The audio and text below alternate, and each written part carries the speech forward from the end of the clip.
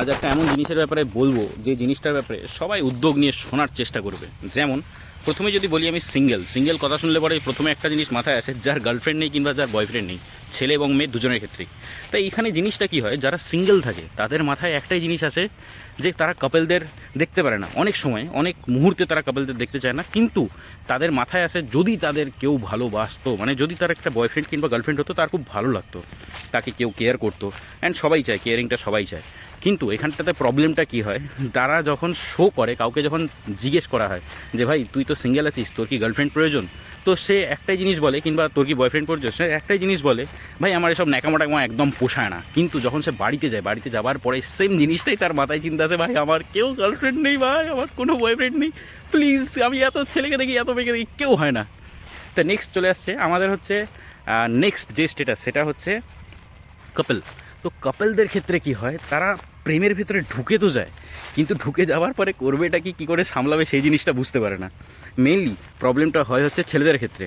কারণ প্রথমে তো যখন একটা মেয়েকে ভালোবাসে, তার ভালো খারাপ সব কিছুই তাকে তার থেকে নিতে চায় এবং তাকে সব কিছু ভরিয়ে দিতে চায়। কিন্তু আস্তে আস্তে যখন পকেট কমতে থাকে, তখন সেই জায়গাতে শুরু হয়ে যায় প্রবলেমসগুলো এরকম হয় যে তারা চিন্তা করতে থাকে, ভাই আমার গার্লফ্রেন্ড তো আছে, বাট আমার গার্লফ্রেন্ডকে আমি এত কিছু দিচ্ছি, তারপরেও তাকে হ্যাপি তো রেখে দিচ্ছি, বিয়ের পরে করবোটা কি।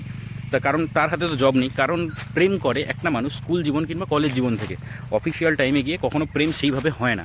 তা স্কুল জীবন কলেজ জীবনে তো চলে বাবার টাকায় কিংবা মায়ের থেকে টাকা নিয়ে, কিংবা পাড়া প্রতিবেশীরা যাই হোক, মানে রিলেটিভসরা কিছু কিছু টাকা দেয়, সেই টাকা দিয়েই চলতে থাকে। বাট একটা টাইম পরে গিয়ে কিন্তু নিজের স্যালারিটাই খুব প্রয়োজন, নিজের সোর্স অফ ইনকামটাই খুব প্রয়োজন। যখন একটা মেয়েকে কেউ ভালোবাসছে এবং তার সাথে রাখছে তাকে, মানে তাকে এগিয়ে নিয়ে যাচ্ছে, তখন প্রবলেমসগুলো কী আসে, মনে করো আজকে একটা কিছু কিনে দিতে পছন্দ হলো গার্লফ্রেন্ডকে, তা সে কিনে দিল, গার্লফ্রেন্ডকে সে কিনে দিল, সেই জিনিসটার দাম মনে করো 2000-3000 টাকা, 1000-2000 টাকা যাই হোক, তার ফাইন্যান্সিয়াল কন্ডিশন অনুযায়ী আস্তে আস্তে টাকা জমিয়ে সে কিনে দিল। বাট তারপরে কয়েক বছর পরে গিয়ে যখন সে জব ভালো পাবে না, তখন ভাই সেই মেয়ে তো তোমার কাছে টিকবে না, কিংবা অনেক সময় টিকেও যায়, যে জিনিসটা খুবই ভালো।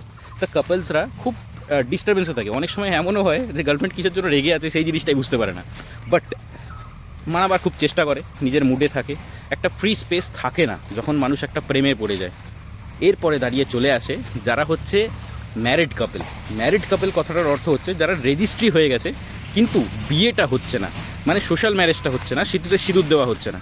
তা এই জায়গাটাতে প্রবলেমটা কী হয়, মেয়ের বাড়ি থেকে আসে বিশাল প্রেশার, মেয়েরও আসে বিশাল প্রেশার, মানে তুমি ট্যাগ পেয়ে গেছো যে তুমি কাউকে পাবে ফর কী বলবো ফিজিক্যাল রিলেশন, বাট তুমি সেই জায়গাটাতে যেতে পারছো না, কারণ তোমার সোশ্যাল ম্যারেজ হয়নি। তো এই জিনিসটা খুবই একটা প্রবলেমেটিক জায়গা অ্যান্ড খুবই প্রেসারাইজড জায়গা, একটা ছেলের ক্ষেত্রে এবং মেয়ের ক্ষেত্রে দুজনের ক্ষেত্রেই।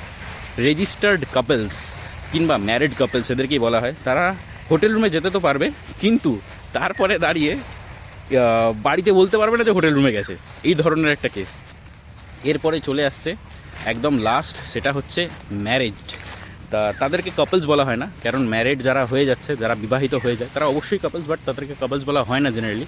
তা যারা ম্যারিড, তারা বিবাহিত, অ্যান্ড বিবাহিত হওয়ার পরে তারা পুরোনো দিনের স্মৃতিগুলোই মনে করতে থাকে, যে যখন আমি সিঙ্গেল ছিলাম তখন এরকম করতে পারতাম, এখন তো এগুলো করতেই পারি না। তো পুনরায় নতুন করে একটা জীবন চালু করার চেষ্টা করে, অ্যান্ড চিন্তাধারা করে, একে অপরকে ব্লেমও করে এবং একে অপরকে বলেও নিজের সিঙ্গেল থাকার টাইমসগুলো। অ্যান্ড তার যখন কাপলস ছিল তখন কত জায়গায় ঘুরতো, কত জায়গায় কত কিছু করতো, এগুলো তারা নিজেদের মধ্যে শেয়ার করতে থাকে। এবং নেক্সট জেনারেশন যখন প্রেম করছে সেই জিনিসটাকে দেখে, যখন ম্যারিড কাপলসরা সেই জিনিসটাকে দেখে, তারা খুব আনন্দ পায়। সো এই যে কয়েকটা জিনিস বললাম, এই জিনিসগুলো একটা মানুষের লাইফে খুবই ইম্পর্টেন্ট, অ্যান্ড সবাই এই জেনারেশনটাই সম্পূর্ণ এই স্টেজেসগুলো দিয়ে যায়, সবগুলো স্টেজকেই আনন্দ করা উচিত। অ্যান্ড হ্যাঁ, ম্যারিডের পরে আমার মনে হয় একটা মেয়ের সংসার চালানোটাই সব থেকে মেইন নয়, এবং একটা ছেলের সোর্স অফ ইনকাম মানে রোজগার করে আনাটাই সব থেকে মেইন নয়। তাদের দুজনকে মিলেমিশে চলতে হবে, অনেক জায়গায় ঘুরতে যাওয়াটা উচিত, কিছু কিছু জায়গায় ঘোরা উচিত, এবং সব থেকে মেইন জিনিস হচ্ছে একে অপরকে বোঝা উচিত কোন জিনিসটা কার কী প্রয়োজন, সেইভাবে স্টেবিলাইজেশনটা আনা উচিত, যেই জিনিসটা ম্যাক্সিমাম এখন বিয়ের পরে খুব কম দেখা যায়। অ্যান্ড তার থেকেও বড় কথা হচ্ছে স্যাক্রিফাইস। স্যাক্রিফাইস যখনই একটা মেয়ে একটা ছেলের জন্য করতে শিখে যাবে, কিংবা একটা ছেলে একটা মেয়ের জন্য করতে শিখে যাবে, সেই জিনিসটা ডিভোর্সের দিকে কোনোদিনও যাবে না। সো ওই টপিকটা নিয়ে আমি ডিসকাসই করতে চাই না, বিকজ আমার কাছে প্রেম জিনিসটাই এমন যে প্রেম যদি সঠিক মতন করে স্যাক্রিফাইস হয় এবং সবাই দুজন যদি দুজনকে বুঝতে পারে, তো ডিভোর্সের জীবনে আজ পর্যন্ত কোনো কেসই হবে না।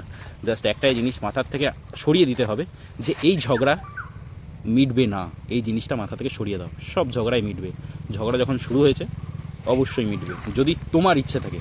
কারণ আজকের জন্য এখানটাতেই শেষ করি, আশা করছি নেক্সট টাইম আরও ভালো টপিক নিয়ে আসবো, যে জিনিসটা তোমাদের শুনতে আরও বেশি ভালো লাগবে। সো এখনকার জন্য টাটা।